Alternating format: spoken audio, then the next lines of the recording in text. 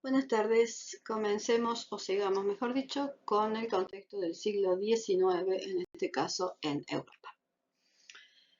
El siglo XIX es el siglo de las revoluciones, no solamente la revolución industrial y la revolución francesa, que como hechos históricos marcan su inicio, sino muchas revoluciones que dan cuenta de la inestabilidad política, de los cambios políticos necesarios para construir la idea del Estado-Nación. La idea del Estado-Nación relaciona siempre el territorio, el soporte físico, con la sociedad que lo habita y con la idea de construir una identidad entre sí. La construcción de los nacionalismos son propios de esta etapa. El siglo XIX es el primer siglo de la historia en ser nombrado por un número, no por sus características políticas o culturales, sino por el número que lo designa. Y también en el imaginario histórico es símbolo de ruptura y de progreso universal. Para tratar de entender este siglo XIX, lo mejor quizás, y porque se aplica directamente en la arquitectura, es partir de las dos posturas filosóficas que dominaron en la época, que son el romanticismo y el positivismo. El romanticismo, por un lado, después lo vamos a definir mejor, tiene mucho que ver con lo ideal, con la fe, todo lo opuesto a la razón, la ciencia y la tecnología que caracterizan el positivismo. Entonces el romanticismo está más centrado en ese sentir del hombre. Uno de los principales pensadores de la época, Jean-Jacques Rousseau, escribe varias obras, entre ellas El contrato social y de la educación, pero sobre todo se centra en la política en torno al hombre y la educación de ese hombre, como individuo, no como parte de una masa. El hombre nace libre, pero en todos lados está encadenado, dice Rousseau en El contrato social. Y el hombre es bueno por la naturaleza, por lo tanto es la sociedad, esa civilización, la del siglo XIX, la que lo está corrompiendo. Lo que va a buscar Rousseau, por lo tanto, es cómo liberar a ese hombre, hacer que de esa situación encadenada y controlada que tiene en la época, pase a ser un hombre que domine su destino. Para eso vuelve a acudir a esta cuestión del contrato social. El contrato social que ahora está de moda es lo que establece cómo el pueblo delega el poder que tiene él mismo, el pueblo, en manos de un gobernante, el rey en este caso, en una sola mano. Lo que plantea Rousseau es revisar cómo ese contrato social, como el pueblo sobre todo, delega ese poder, proponiendo un nuevo contrato en donde se puedan elegir representantes de quienes ejercen ese poder. Por el otro lado, el avance tecnológico y científico es significativo durante el siglo XIX. El hombre ya no solo observa la naturaleza para definir y generar a partir de ellas leyes universales, sino que las transforma en condiciones científicas y la aplica directamente a la tecnología, generando la industrialización. Las revoluciones no son otra vez solamente sociales, culturales, económicas, sino que son profundamente innovadoras. Estos cambios, estas innovaciones se van a aplicar tanto a la política como a la industria. Por eso la otra posición, que es el positivismo, parte del conocimiento, de la razón. Auguste Comte, que es otro pensador también francés, propone saber para prever a fin de poder. Ese saber, ese conocimiento es necesario para mirar para adelante, para ver lo que viene adelante, a fin de poder planificarlo, que es la intención última de todos los procesos tecnológicos. Por eso, dentro de los dos planitos que ahora le quedan en el medio, este territorio internacional que va a plantear el siglo XIX a inicios de este periodo, todavía nos va a mostrar cómo las coronas europeas controlan grandes territorios coloniales y desde allí manejan el resto de los sistemas. Allí se van a dar primero la revolución industrial, que va a traer aparejada la división del trabajo junto con el desarrollo tecnológico, y en Francia la Revolución Francesa, a partir del reconocimiento de los derechos del hombre y en este caso la división de poderes. Siguiendo este modelo de la Revolución Francesa, la mayoría de los estados que están luchando por su libertad van a empezar a independizarse y a construir nuevas naciones republicanas, y ese es el escenario que hacia fin del siglo XIX vamos a encontrar en el mapita de abajo, donde ya cada uno de estos territorios va a estar subdivididos en otros tantos estados-nación. El siglo XIX entonces es en inicio el siglo de lo internacional. ¿Por qué de lo internacional? En el plano están viendo la representación de ese mundo. Un mundo que ya se muestra completo, correctamente dibujado, correctamente representado. Este territorio que es internacional está vinculado por todos los medios conocidos en ese momento, sobre todo a través del barco y sobre todo a través del tren. Es posible llegar a cada uno de estos territorios y así lo hace el hombre europeo, visitando, conociendo, estudiando, analizando esos territorios que para él son exóticos, por definición, todo lo que está afuera de Europa. ¿Cómo es la política en esta época? Hemos dejado atrás a la ilustración y a la monarquía absoluta y a esa razón que observa y estudia la naturaleza para derivar de ellas principios generales. Lo primero que tienen en pantalla son la ubicación de las capitales de los grandes reinos de la época y también en el caso de España de imperios que manejan grandes dominios territoriales. La primera de las revoluciones es la revolución industrial, ubicada en Inglaterra. Esta es la que trae aparejada la división de trabajo. Cada uno de los obreros no participa en todo el proceso de producción de un artefacto. Por ejemplo, antes el que trabajaba en la manufactura de algo lo hacía desde la arcilla, el amasado, el diseño del objeto que después iba a cocinar, una jarra, hasta que lo pintaba y lo vendía. Ahora no, dentro del sistema industrial y seriado de la fábrica, solamente participa en una parte de toda esa producción. Esto implica también el trabajo con nuevos materiales.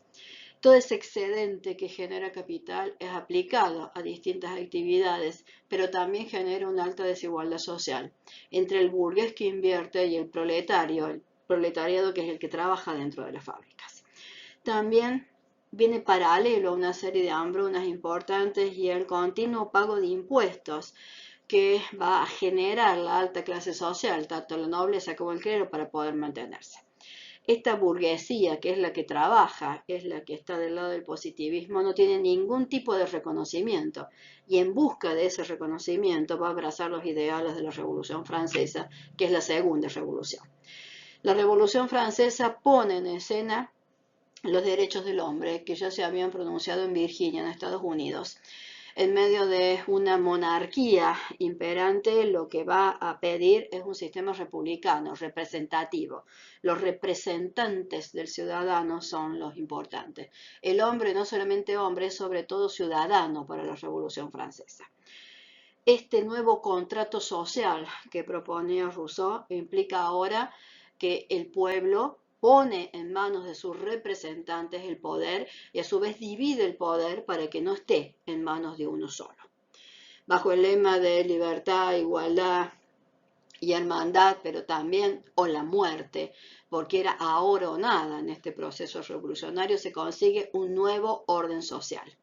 Y ese nuevo orden social es totalmente contrario a los órdenes sociales monárquicos que existían en los países que limitaban con Francia y que van a tratar de contrarrestar este nuevo sistema francés. Por lo tanto, van a necesitar un nuevo ejército nacional que controle y defienda esas fronteras y, por supuesto, sus ideales. Dentro de ese ejército nacional y a lo largo de un tiempo prolongado, porque la Revolución Francesa no es algo que se da de un día para el otro, sino que exige un proceso de discusión de ideas, de reclamos que no son atendidos y que finalmente desembocan en ese 14 de julio que nosotros conocemos, pero después del 14 de julio la Revolución sigue hasta lograr conformar esa primera República Francesa. No es fácil llegar a esa división de poderes y a repartir todo ese poder. Por lo tanto, el Ejército Nacional va a ser singularmente importante porque el control de ese poder va a llegar incluso a un periodo de terror hasta controlar la ambición de cada uno de los personajes de este momento. Y dentro de ese Ejército Nacional y en función de todo lo que acontece, aparece un personaje significativo que es Napoleón Bonaparte.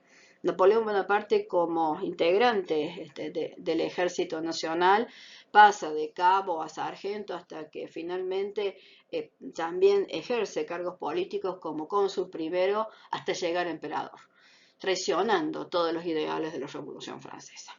¿Qué persigue Napoleón en todo el desarrollo de esta acelerada carrera que tiene?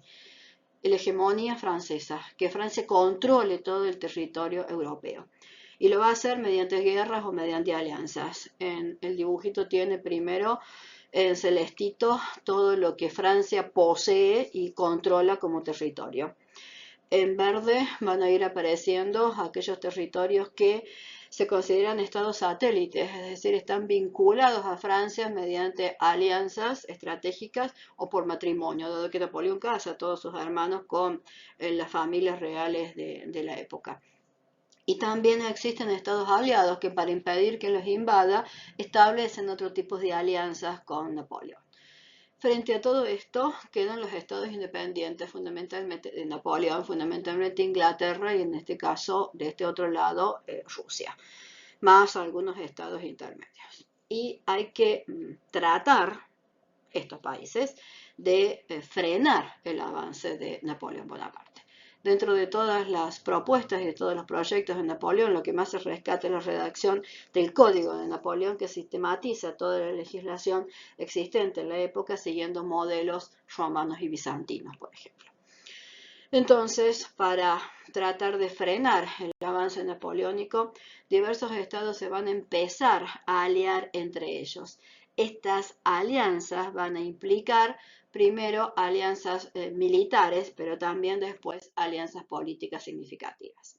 Como por ejemplo lo que ahora tienen en pantalla, que va a empezar a formarse a partir de lo que queda del Sacro Imperio Romano Germánico, Inglaterra, pero sobre todo con el Imperio Ruso y con el Imperio Austrohúngaro. Esta alianza se va a denominar la Santa Alianza y una vez vencido el avance napoleónico va a volver a repartir las tierras. Por eso mencionamos en este caso ese Congreso de Viena, donde no solo se reparten los territorios, sino que lo que se trata era de volver al estado que estaba antes ese territorio, tratando de llevar la paz, pero sobre todo volver a imponer los valores cristianos, volver a restaurar la monarquía, volver a dividir correctamente el territorio. Sin embargo, toda la presión que se le ha puesto a Francia para controlar el desarrollo militar que había generado Napoleón, después va a tener una respuesta y una serie de revoluciones van a ir continuándose en todo este territorio. Así aparecen las revoluciones nacionales, porque se dan en cada nación, en España, del 20, del 30, de nuevo en Francia, y en el 48 a partir de Francia en todo el resto de Europa, como en Alemania y en Italia. Estas revoluciones, sobre todo en el 48, son también conocidas como las revoluciones de primavera porque son muy cortas en duración, pero siempre van dejando algo que genera después otra revolución más. Y es siempre esa burguesía que trata de buscar un lugar dentro del sistema económico y social que le permita avanzar. En función de todas estas revoluciones es lo que nos permite definir al siglo XIX como el siglo de las revoluciones. Esta presión que había tenido Francia para no avanzar militarmente después de varias guerras en las que es vencida, lo lleva a conformar un ejército importante, ahora en manos del sobrino de Napoleón, un Napoleón III, y enfrentarse al mayor ejército de la época, que es el ejército prusiano, cuyo sistema de formación militar era el más perfecto que se conocía. Los países de ahí en adelante toman como modelo al ejército prusiano, inclusive el argentino. Y así se enfrentan en la guerra franco-prusiana, que es lo que va a llevar a una nueva división territorial, que es lo que nosotros estamos buscando. Primero con la creación de un nuevo imperio alemán, pero también con la conformación de lo que después se va a conocer como la unificación de Italia, es decir, el resurgimiento. Mientras estos nuevos territorios, estos nuevos estados-nación empiezan a controlar sus propios sistemas, van a conformar otra alianza, esta vez la triple alianza, de nuevo contra Francia. Siempre se van aliando y van teniendo relaciones tanto políticas, sociales como militares entre ellos, frente a aquel que trata de desordenar, de sacar del orden el territorio europeo. En pantalla ahora tienen los dos siguientes rubros, ítem que vamos a revisar, que es el territorio y la economía. Un territorio que ahora es representado en mapas lo más fielmente posible. El primero que les muestro ahí es una división política, por ejemplo, de Europa durante el siglo XIX. Hay otros mapas que muestran todas las ciudades, por ejemplo, con todos los ríos y con todos los mares internos perfectamente dibujados, fronteras perfectamente definidas. Esta cartografía especializada puede abarcar también elementos como o representar rubros como la geografía, por ejemplo, como el que ahora tienen en pantalla. Pero también el mapa es usado como un elemento de difusión político y social. En estos mapas que son más satíricos y donde cada país está representado por un político o por un personaje significativo que muestra las características de ese territorio. En tanto que en la economía, esto queda ligado directamente a la revolución industrial.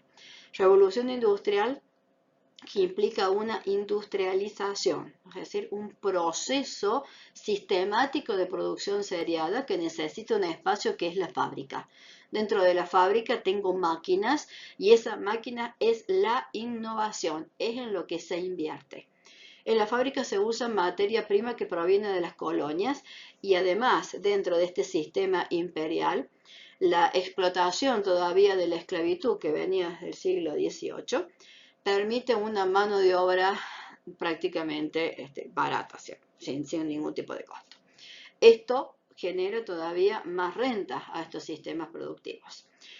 Cuando la producción seriada genera excedentes, se venden además en las colonias, que es un mercado cautivo y seguro. Por lo tanto, se recupera fácilmente las economías que han sido arrastradas sistemáticamente por todas las revoluciones que mencionamos antes. Y la revolución industrial va a estar directamente ligada a la idea de la libertad económica, la libertad de la burguesía para comerciar dentro de este sistema, un sistema en donde el Estado no se mete prácticamente en la regulación del mercado, versus el proletariado que es el que trabaja para esa burguesía. El sistema comercial internacional está encabezado por Inglaterra, junto con Francia, Alemania, Estados Unidos, Italia, España, Portugal, Bélgica, Holanda, Japón y Rusia, y se hace de nuevo internacional. Y para eso se usan las vinculaciones de transportes, tanto el tren como los barcos, vinculando de este modo de nuevo internacionalmente todo el territorio. En pantalla tienen ahora para revisar esta filosofía y la religión dibujos de Gustave Doré. Doré es francés y muestra a través de sus dibujos, estos son todos dibujos a tinta, cómo piensa, cómo ve su mundo este hombre del siglo XIX. Desde la representación misma de la muerte, totalmente irreal, o muy real y presente en realidad del siglo XIX, hasta la cruda realidad de los suburbios de Londres en esta época, industriales ellos, y los espacios que el hombre busca para sentir una seguridad que cree perdida, como los espacios religiosos desplazados en esta catedral gótica. Empecemos por las posiciones filosóficas de la época, iniciando por el romanticismo. ¿Qué es el romanticismo? Y las dos primeras posiciones que vamos a ver están directamente ligadas a la arquitectura. Es más una ideología y actitud de pensamiento y vida donde la imaginación y el sentimiento ocupan el lugar de la razón. La razón no existe para el romanticismo. El romanticismo es pura imaginación y sentimiento. Afirma la individualidad del hombre. El hombre está solo frente al mundo, no está en sociedad, está solo. Por eso reconoce el genio individual del hombre, ejemplo Napoleón, y reconoce también su deseo de libertad. La persecución de la idea de libertad es la gran marca del siglo XIX. Afirma siempre que este hombre que está solo en el universo ha perdido los valores morales del pasado y por lo tanto va a buscar en el pasado esos valores que cree haber perdido. Son palabras claves posibles de relacionar con el romanticismo: el mundo de las ideas, la idea, no la razón, la idea, el buen gusto, porque el buen gusto es lo que lleva al diseño y a la expresión artística del hombre del siglo XIX. Lo sublime, siempre fuera de escala, lo pintoresco, lo que llama la atención, lo que está fuera de la razón, lo subjetivo, nunca lo objetivo, lo exótico, lo que está fuera de Europa, la naturaleza como idea, nunca como sistema, como inspiración, la historia, porque la historia nace en este momento y todo ese pasado además le da la seguridad que no tiene por aquello de que todo tiempo pasado fue mejor. Y también en la construcción de la idea del Estado-Nación, el nacionalismo que se expresa a través de una música que es nacional, un arte que es nacional, trajes que son nacionales, todo lo que es nacional y se hace nacionalista aparece en esta época. La religión, que ya no es el centro de su vida, sino que es una norma moral a seguir, por eso busca otra cosa en que apoyarse. La nostalgia por todo lo que no tiene, por lo que ha perdido, y lo único seguro que tiene en realidad es la muerte. La vida no es un bien para este hombre, sino que es un mal. Uno de los poetas españoles más importantes, José de Esponzendra, escribe: y encontré mi ilusión desvanecida y eterno insaciable mi deseo. Palpé la realidad, odié la vida, solo en la paz de los sepulcros creo. El alma romántica siempre es un alma atormentada, triste, moralmente enferma y busca también además un ideal que es inalcanzable, nunca va a estar satisfecha. Por eso también el romanticista es pesimista. La otra posición es la positivista. ¿Qué es el positivismo? Es una escuela filosófica, no es una ideología, es una escuela filosófica que afirma que el único conocimiento auténtico es el conocimiento científico, aquel que empezó hacia fines del siglo XVIII y que como tal el conocimiento solamente puede surgir de la afirmación de las teorías a través de ese método científico, dice Comte. Por eso son palabras claves para este positivismo: la ciencia, la razón, la naturaleza como sistema, que me da las bases para aplicarlo después a toda la producción, y la técnica, que es lo que me permite dominar el mundo. Junto con estas dos posturas, en la bibliografía les va a hablar repetidamente de la otra postura, que es el liberalismo.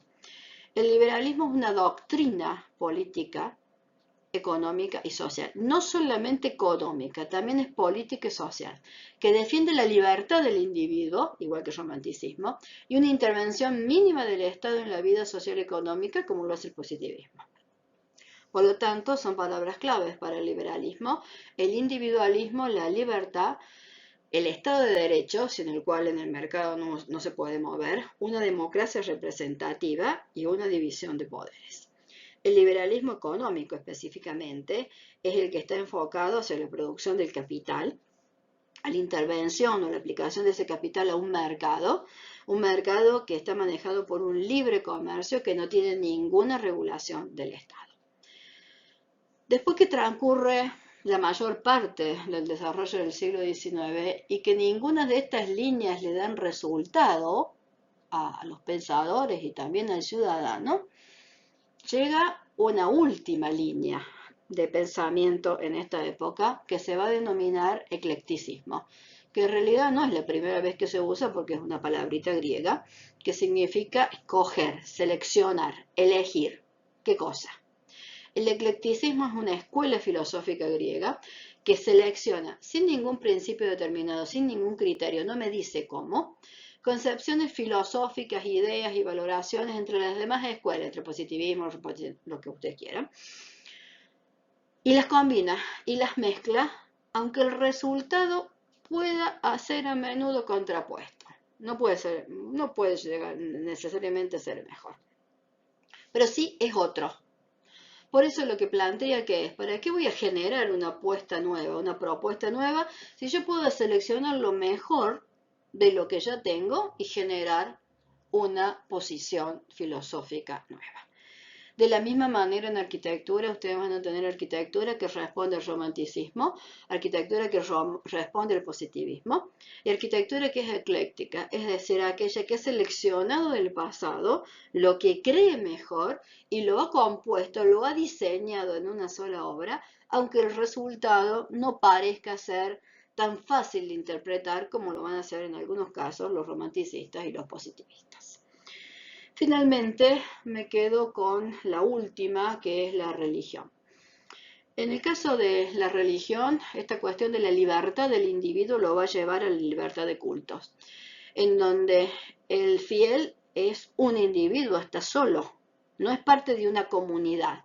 Y la Iglesia Católica es una comunidad, por lo tanto, esta Iglesia Católica Apostólica Romana va a ir perdiendo cada vez mayores adeptos.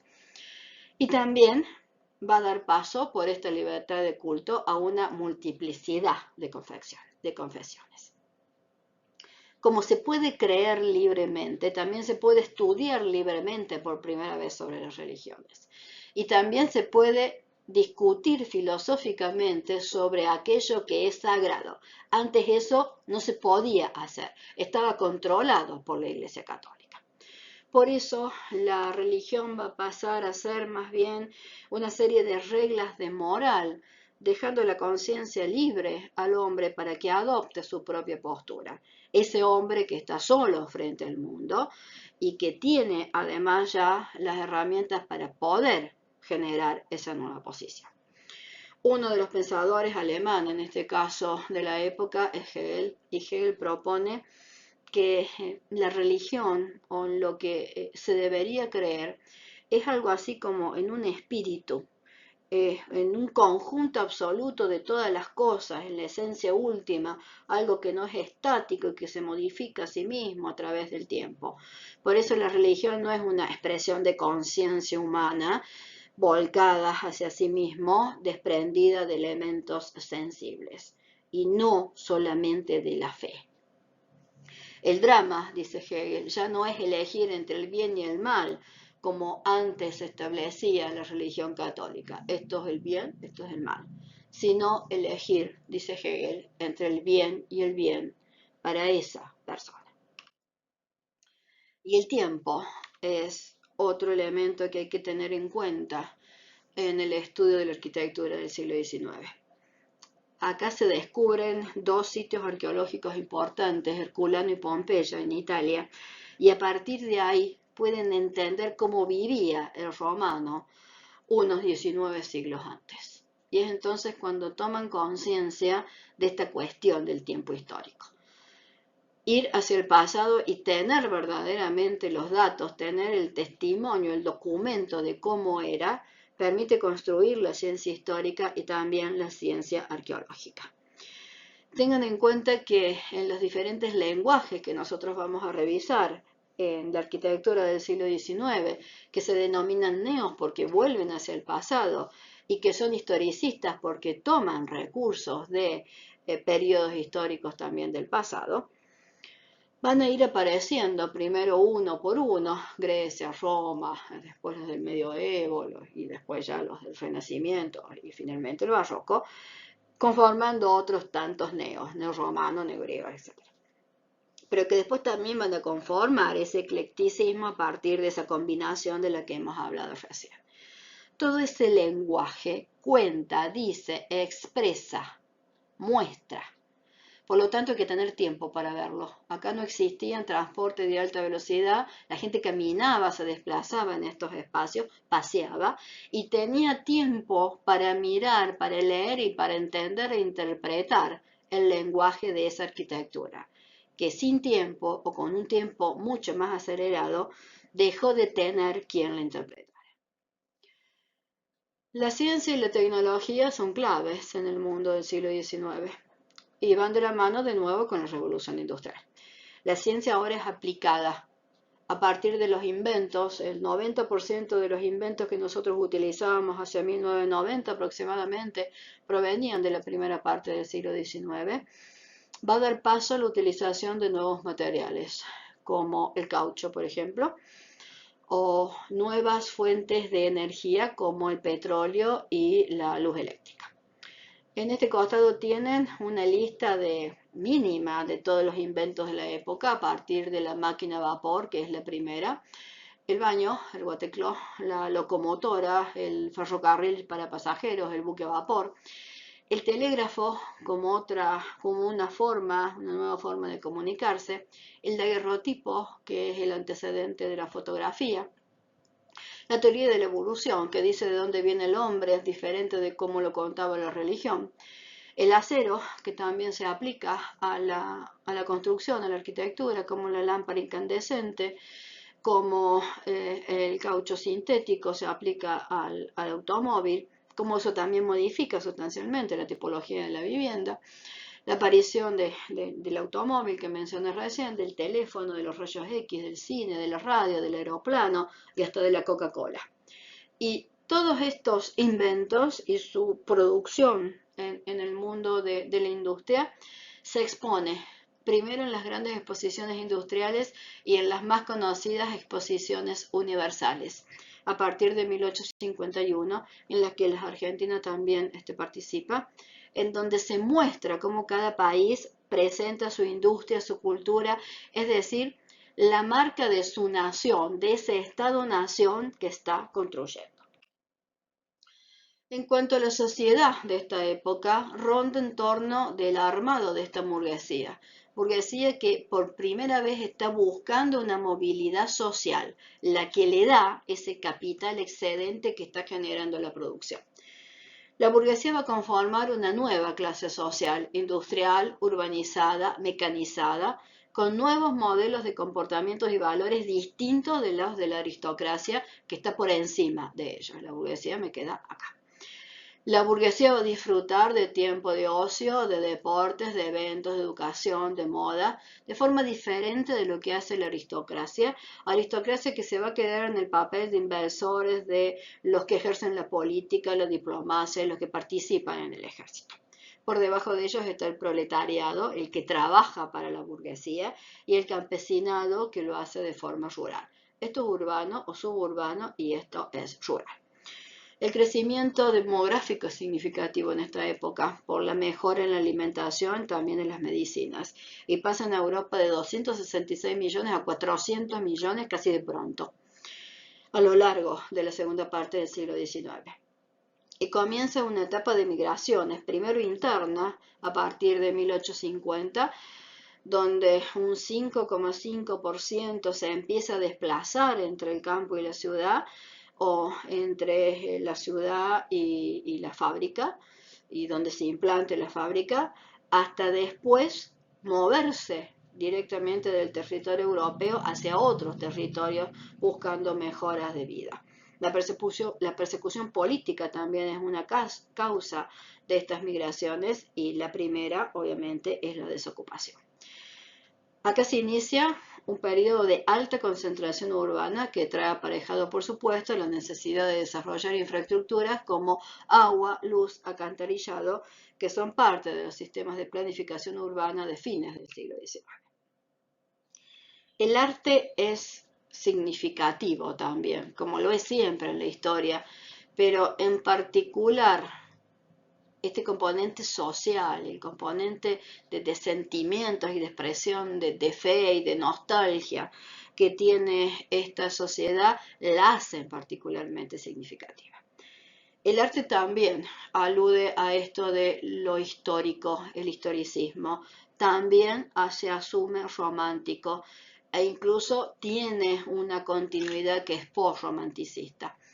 Y también es realista, va a desarrollar a la perfección el retrato hasta hacerlo parecer prácticamente una foto, hasta que se utilice efectivamente la foto, tratando de ser lo más natural posible. Y va a tratar de recuperar hacia fines de este periodo esta cuestión de lo manufacturado, de la mano de trabajo del hombre sin la intervención de la máquina, con la aparición del arte y oficio, es decir, del art and craft. De nuevo, y tienen en esto del realismo los dibujos de Gustave Doré que les mostré antes, dibujando una Londres suburbana que es parte de todo ese proceso de industrialización y la vida prácticamente marginal de ese proletariado. Mientras que los otros dos cuadros les están mostrando cómo es la expresión de los pintores de la época. Sobre todo la cuestión de la honra y de la virtud y cómo se defiende ese honor es lo que les van a mostrar cada una de estas obras. De un lado, el juramento de los Horacios es una escena prácticamente romana en donde se defiende la virtud de una familia. Y del otro lado, la libertad guiando al pueblo defiende la idea de patria, la idea de libertad, la idea de nación. He emprendido un tema moderno, dice Delacroix, una barricada, y si no he luchado por la patria, al menos pintaré por ella. Es otra forma también de rebelión, de revolución, la expresión artística. Y mientras que esto alude a esta cuestión de la defensa del honor y de los ideales, eso llega también a expresiones casi extremas como la representación del poder.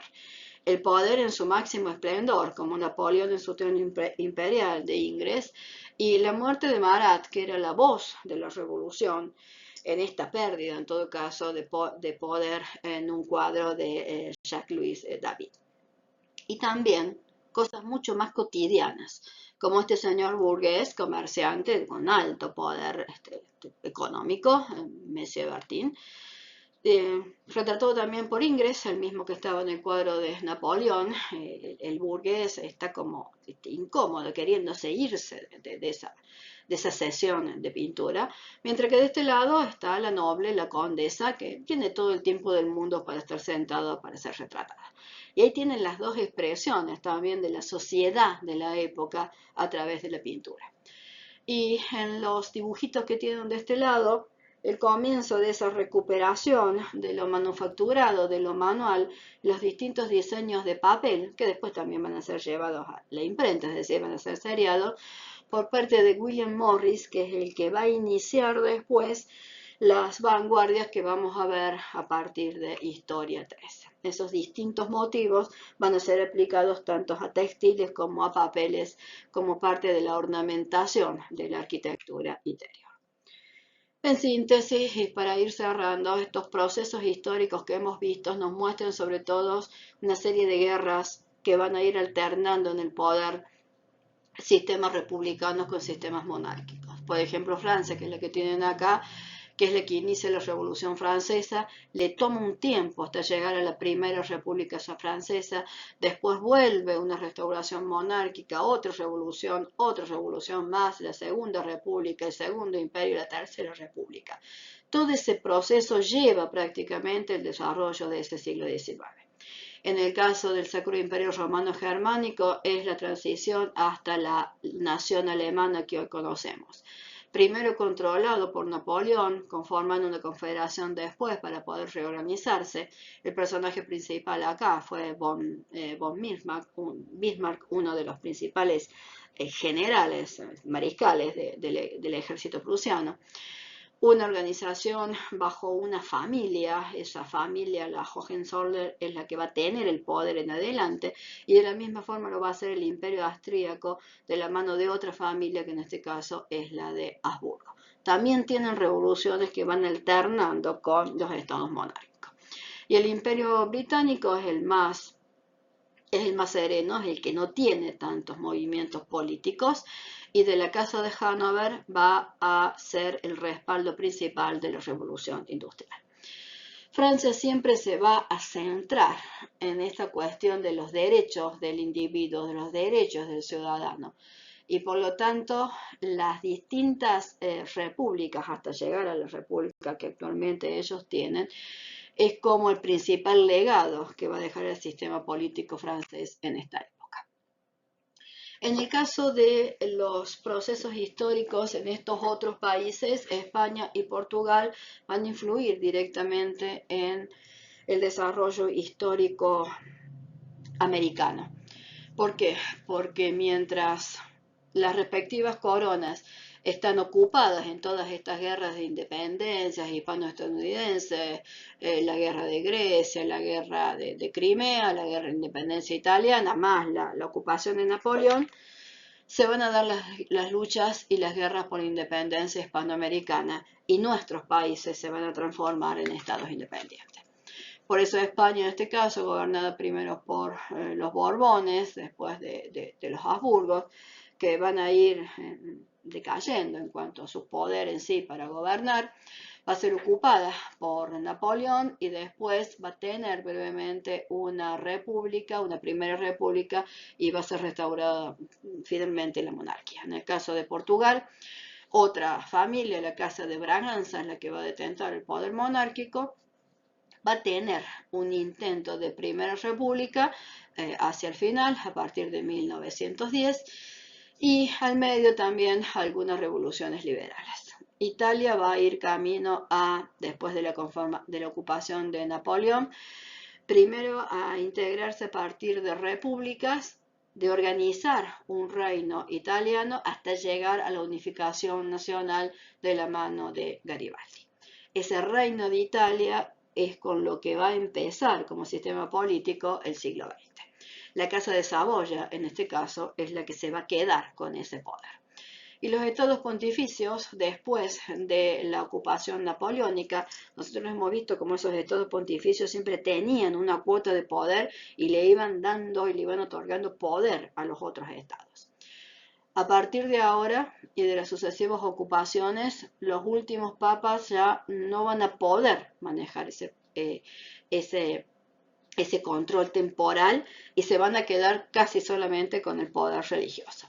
Perdidos los territorios y abolido el poder del Papa en cuanto al manejo de su propio territorio, del Estado pontificio, estos van a pasar a manos del Estado italiano y se van a disolver hacia el 1900 y solo se va a quedar con la Ciudad del Vaticano.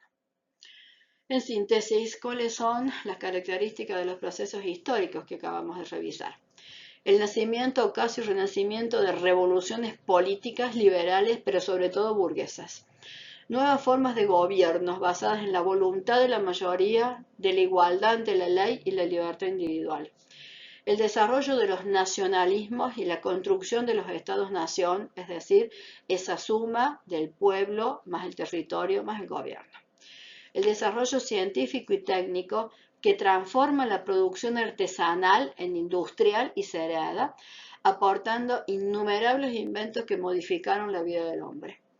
Una sociedad de clases burguesas, empresarios privados, capitalistas y obreros asalariados, el proletario, de cuyo enfrentamiento deviene el desarrollo de las diversas posturas políticas. Los gremios nacen en este momento. Una economía marcada por el capitalismo, con necesidad de materia prima y nuevos mercados, resuelto en los imperios coloniales de ultramar. El dominio de grandes territorios y de vías de circulación por parte de las potencias europeas, que se transformó en un símbolo de hegemonía en la época del auge del nacionalismo. La justificación del dominio colonial que todavía tenían algunas de estas coronas como la misión evangelizadora y civilizadora sobre las culturas consideradas primitivas y bárbaras, el culto del buen salvaje, el que la civilización no había tocado, era lo que buscaba el europeo. Un acelerado número de poblaciones europeas con inicio de movimientos migratorios, primero entre ellas y después hacia territorios externos. La libertad de elección del individuo, que reduce la influencia de la Iglesia Católica y también la del Estado y abre opciones a otros credos y a otra forma también de entender el mundo. Y el uso del arte como expresión individual de denuncia, prestigio, ideales, que revela esa búsqueda de nuevas técnicas y temas. Pero sobre todo, el hombre solo frente al mundo buscando esa libertad. Dios está muerto, dice Nietzsche, otro de los pensadores de la última etapa. Parece que lo asesinaron los hombres. Y también en torno a la patria, el supremo ideal, El que no ama su patria no puede amar nada. En torno a esta libertad, entonces, sigamos estudiando los procesos arquitectónicos y urbanos del siglo XIX. Sobre todo, miremos antes de cerrar el modelo que se transcultura. ¿Cuál es el modelo, ese punto de referencia que después va a ser imitado de este lado en América?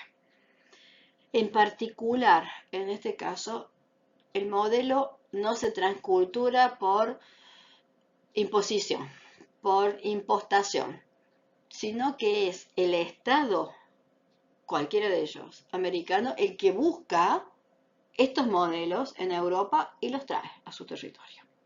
¿Cuál es ese modelo ahora que es buscado por los estados del otro territorio que nosotros analizamos como parte de este sistema de transculturación? En cuanto a la política, la república, la construcción de los estados-nación, en donde la independencia va a ser la base de todo, de allí que se independicen todos, que va a luchar contra el imperialismo, mientras que desea obtener lo que el imperialismo le da en un proceso de aculturación. Una economía que es de base capitalista, que necesita el sistema colonialista para cerrar el círculo, donde exporta materia prima e importa manufacturas. Un territorio que está en función de la producción, que no la puede desarrollar totalmente en Europa y que sigue necesitando esos territorios de ultramar. Pero el territorio europeo empieza a ser planificado, al menos en las ciudades. Una sociedad donde el centro es la clase burguesa, que necesita la mano de obra proletaria, pero que sin embargo la controla para maximizar toda la producción del capital. Y finalmente, por debajo y rural, el campesinado, sobre esta la nobleza. Este sistema de explotación del hombre por el hombre va a generar después también una emigración tanto interna como externa. La ciencia, en torno a la tecnología y a los inventos que le aseguran al hombre, al menos en la teoría, un progreso indefinido y constante. La religión, que ya no es el sostén de la vida del hombre, sino que a partir de la libertad de culto y de la separación del Estado ha generado este anticlericalismo, es decir, esta anti-iglesia como postura y también, obviamente, lo que dije recién, la libertad de culto. Y hay opciones ahora para elegir. La filosofía que tiene como modelo el positivismo y el romanticismo, y también en parte el liberalismo.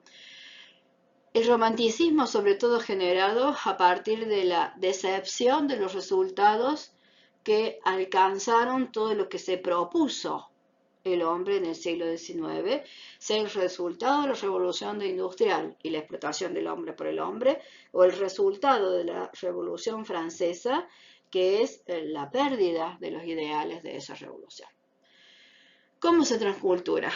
Por procesos políticos, económicos y culturales de estos modelos, pero no tanto como dije al principio, desde Europa hacia América, sino también y principalmente desde América viniendo a buscar el modelo Europa y llevándoselo, aún dentro de esos procesos revolucionarios que buscaban la libertad. ¿Quién transcultura? El Estado, que se está formando por lo que dije recién. También el industrial, que busca nuevos mercados, que busca materia prima, que busca mano de obra, etc. El comerciante, porque el comerciante es el que mueve todo, el burgués. El burgués es el personaje, el agente que mueve todo el sistema y, por supuesto, transcultura. ¿Por qué se transcultura? Por la necesidad de mercado, por la necesidad de mantener el control territorial mundial, internacional, y de la expansión del modelo civilizado, porque Europa sabe y cree en este momento que su modelo de civilización es el único adecuado para el resto del mundo, como antes lo habían hecho los romanos. Y por lo tanto, ellos son los responsables de llevar ese modelo civilizado, científico incluso, al resto del mundo. Y en eso van a emplear la mayoría de los avances tecnológicos, siempre dentro de las distintas características que hemos marcado antes, es decir, del avance tecnológico, del romanticismo y el positivismo, del colonialismo, del capitalismo y de esa búsqueda siempre incesante de libertad.